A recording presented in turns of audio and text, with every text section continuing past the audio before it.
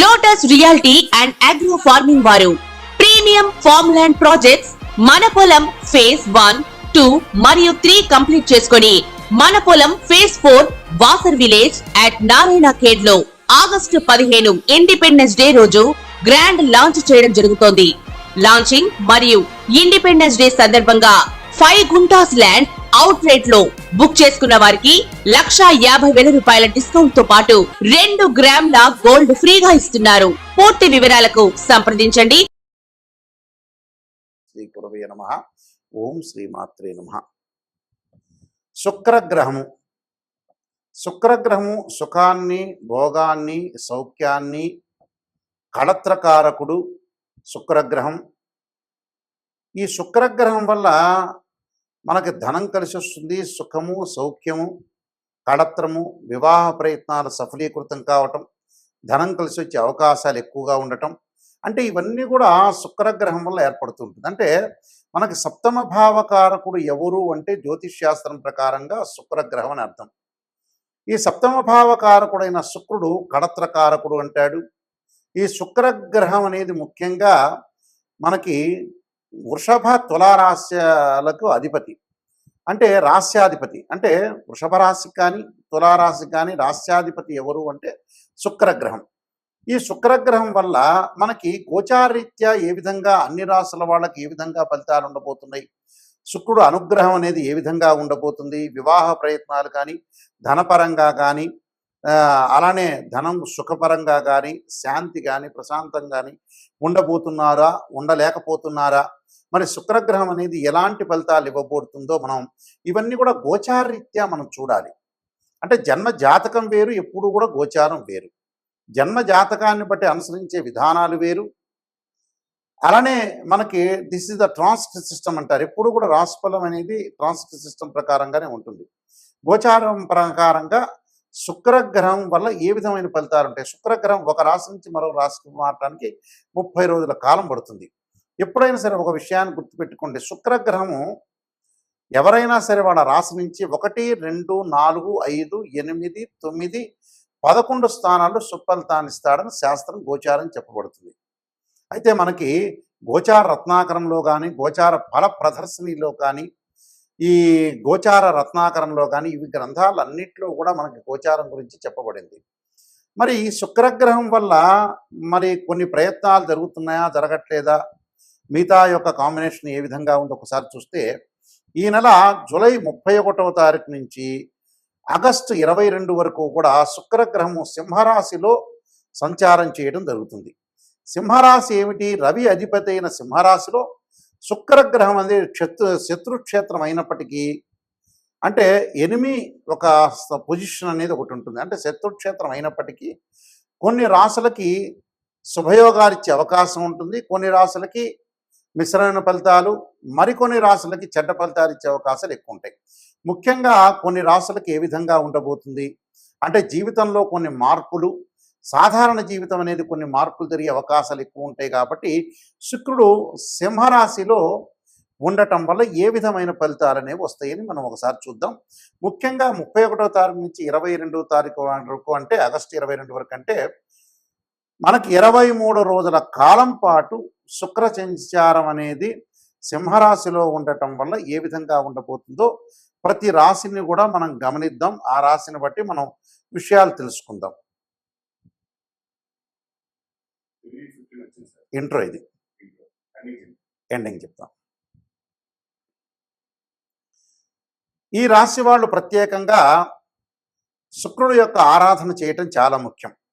శుక్రుడు యొక్క ఆరాధన చేయటంలో శుక్రగ్రహం అనుకూలత మనకు ఉండాలన్నా, ధన ప్రయత్నాలు సఫలీకృతం కావాలన్నా, వివాహ ప్రయత్నాలు సఫలీకృతం కావాలన్నా, ప్రశాంతంగా ఉండాలన్నా, సుఖం కలగాలన్నా, భార్యాభర్తల మధ్యలో విభేదాలు తగ్గాలన్నా, అనవసరమైన మధ్యవర్తిత్వం కానీ, అలానే వివాహం సంబంధించిన విషయాల్లో ముందుకు వెళ్ళాలన్నా, అలానే ఎవరైతే ప్రేమించుకుంటున్నారో అలాంటి వాళ్ళు పెద్దల ద్వారా ఒప్పించి వివాహానికి ప్రయత్నం చేసే వ్యక్తులు కానీ, అలానే కాస్మెటిక్స్ సంబంధించిన బిజినెస్ చేస్తున్న వ్యక్తులు కానీ, సినిమా రంగం వాళ్ళు కానీ, సినిమా రంగంతో పాటు ప్రతి పనిలో కూడా కొంత ముందుండాలి, ఒక ఆకర్షణ బాగా పెరగాలి అని అంటే, అలానే ఏదైతే సంతానపరంగా ఇబ్బందులు కలుగుతున్న వ్యక్తులు, అంటే మనకు సెమిన్ అనాలిసిస్ అంటారు, టెస్టోస్టెరాన్ అంటారు. అంటే ఇవన్నీ కూడా శుక్రగ్రహం వల్లనే ఆరోగ్యపరంగా బాగుంటేనే మనకు శీఘ్రమైన సంతానం కలుగుతుందని అర్థం. అంటే గురువు కూడా అవసరమే, శుక్రుడు కూడా అవసరం కాబట్టి శుక్రగ్రహం వల్ల ఏదైతే మేలు కలుగుతుందో ఆ మేలు కలగటానికి తప్పకుండా దోషం అనేది, ఏదైతే కొన్ని రాసుల వాళ్ళకి దోషం అనేది ఉంటుందని మనం చెప్పుకున్నామో వాళ్ళందరికీ కూడా మంచి జరగాలంటే శుక్రుడు యొక్క అనుగ్రహం అనేది ఒకటి ఉండాలి. ఆ శుక్రుడి యొక్క అనుగ్రహం ఉండాలంటే ఏమి చేయాలి అనేది మనం ముందు ఆలోచన చేయాలి. దీనికి పరిహారాలు చేసుకొని ముందుకు వెళ్తే వీళ్ళకి మంచి జరిగే అవకాశాలు ఖచ్చితంగా ఉంటాయి. ఇది ఇంట్రోకి యాడ్ చేయగలుగుతారా ఇది? ఆ, ఎన్ని నిమిషాలు వచ్చింది ఇది మొత్తం కలిపే? ఇది ఉంచుతారు 5 మినిట్స్ లేదా శుద్ధి అవుతుంది ఎక్కువ? ఇది ఎంట్రోని చెప్పడం బెస్టా, అదే లాస్ట్ చెప్పడం బెస్ట్ లేదా తగ్గించమంటారా?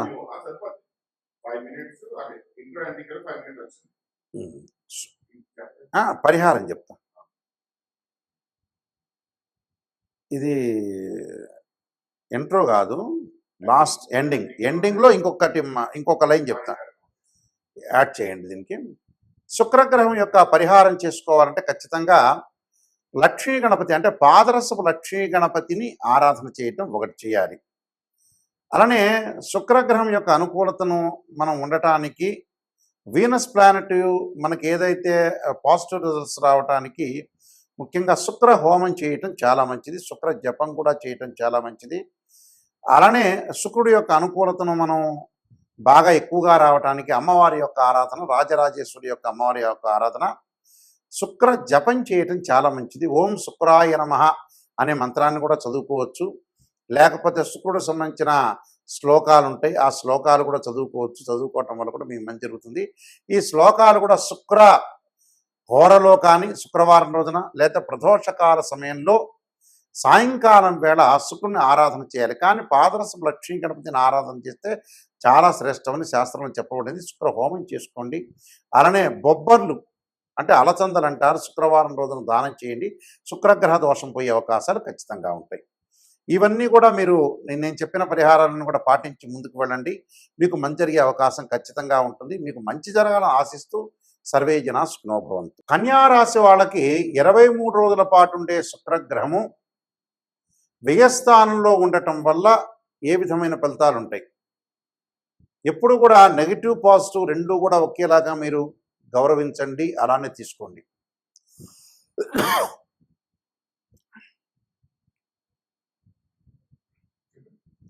శుక్రగ్రహం ద్వాదశంలో ఉండటం వల్ల వివాహానికి సంబంధించిన ఏదైతే ఒక ప్రణాళిక రూపొందించుకుంటారో ఆ ప్రణాళిక అనేది కొద్దిగా మనస్సుకు అశాంతి ఏర్పడే అవకాశాలు ఉంటాయి. అంటే సంబంధం అనేది 1-2 సంబంధాలు వచ్చిన తర్వాత కొద్దిగా ఆ సంబంధాలు వెనక్కి వెళ్ళే అవకాశాలు ఉంటాయి. ఏదైనా మన మంచి కోసమే అనుకొని ఆలోచన చేయండి. మీరు ఒక సంబంధం తప్పిపోయింది అని అంటే ఆ సంబంధం మంచిదో చెడుదో, ఒకళ్ళ చెడ్డ సంబంధం అయితే మన మంచి కోసం జరుగుతున్నది మీరు భావించండి. ఉద్యోగ ప్రయత్నాల్లో వాళ్ళకి ప్రయత్నం అనేది కలుగుతుంటుంది, కానీ మనం ఆశించినంత ఉద్యోగంలోకి వెళ్ళలేకపోతారు. అధికారుల యొక్క ఆగ్రహానికి గురి కావటం, ఆర్థిక పరంగా ఆదాయం అనేది బాగా పెరుగుతుంది. ఆస్తులు కొనుగోలు చేయటం, అలానే భూ సంబంధమైన విషయాల్లో కొంత వివాదాలు రాకుండా కొంత జాగ్రత్త పడటం మంచిది. అంటే దాని మీద శ్రద్ధ పెట్టి ముందుకు వెళ్ళాలి.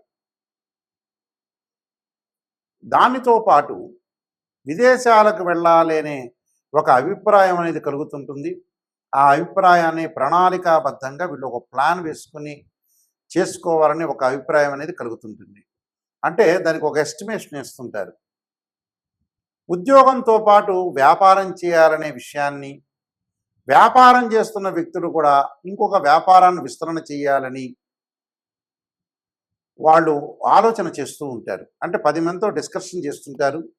నేనేం చేయాలి, ఏం చేస్తే నేను బాగుపడతాను, ఆర్థిక పరంగా నాకు ఆదాయం పెరగటం ఎలాగా అనేది 10 మందితో మనం డిస్కషన్ చేసి ముందుకు వెళ్ళటంలో ఎప్పుడు కూడా తప్పు లేదు. లైఫ్ అనేది లైఫ్ ఎప్పుడు కూడా 10 మందితో డిస్కషన్ చేయాలి. మంచి వాళ్ళని మనం దగ్గరికి తీసుకోవాలి. దుష్టులను చూసి దూరంగా ఉండాలి. దీంతో పాటు అధిక వ్యయం జరిగే అవకాశాలుంటాయి. అంటే మనకి ఏదైతే ఆదాయం వస్తుందో ఆదాయంలో దాదాపు 35% మీరు అనవసరమైన ఖర్చులకు ప్రయారిటీ ఇస్తారు. అనవసరమైన ఖర్చులు తగ్గించుకోండి. మధ్యవర్తిత్వం అనేది మంచిది కాదు. ఇద్దరు గొడవలు పడుతుంటే మధ్యవర్తిత్వంగా మీరు ముందుకు వెళ్ళొద్దండి. కొన్ని ఇబ్బందికరమైన విషయాలు ఎక్కువ వస్తాయి. పదోన్నతి అనేది కొద్దిగా లేట్ అయ్యే అవకాశాలు ఉంటాయి. నిశ్చితార్థాలు కొంతమంది జరిగి కూడా ఆగిపోయే అవకాశాలు ఉంటాయి. కాబట్టి ఏమీ భయభ్రాంతులు చెందొద్దండి.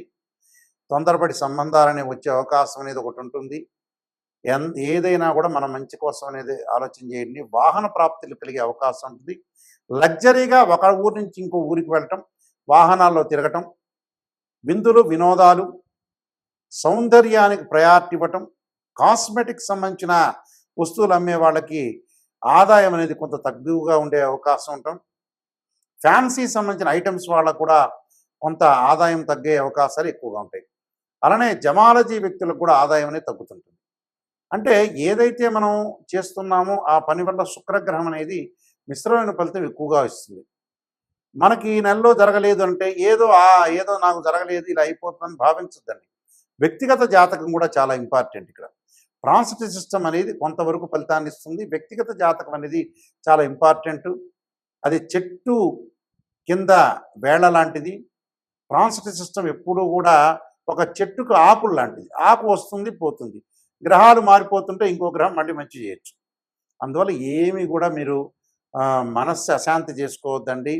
నెగిటివ్ పాజిటివ్ రెండింటినీ కూడా సమానంగా సమతుల్యంగా భావించండి.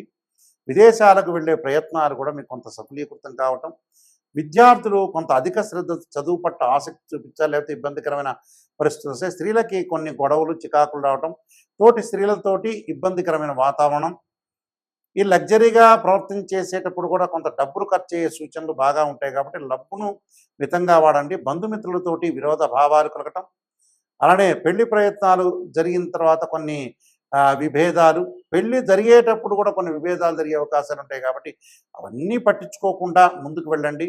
మీరు చేసే ప్రయత్నాన్ని భగవంతుని మీద భారం వేసి ముందుకు వెళ్ళండి. మీకు మంచి జరగాలని ఆశిస్తున్నాను.